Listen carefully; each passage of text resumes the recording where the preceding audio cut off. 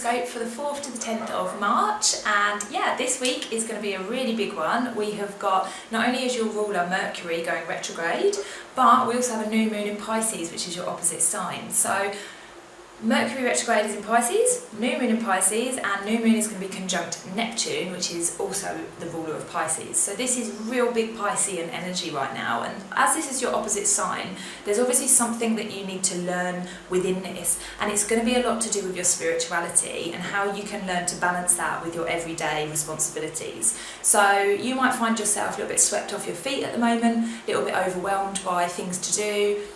You might find that you don't have time for things like meditation, you don't have time for things like creativity, and maybe you don't even have time for things like emotions, maybe you get a little bit kind of like, oh, and you think, no, I don't have time for that, just stuff it down.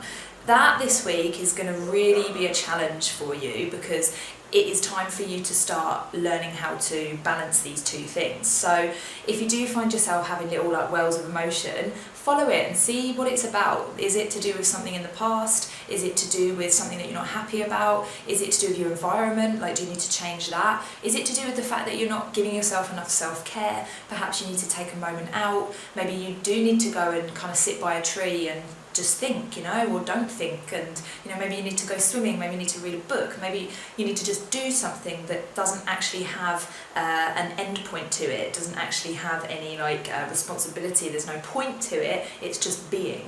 So that actually is really your challenge for this week, is to learn how to just be with this energy. Because Mercury retrograde is going to be taking you kind of back down the path of, how you do balance this responsibility with your self-care and your spiritual, emotional side.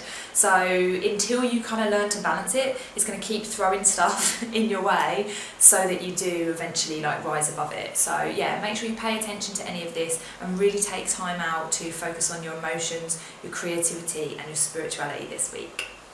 So happy new moon, Virgos, and I hope to see you next time.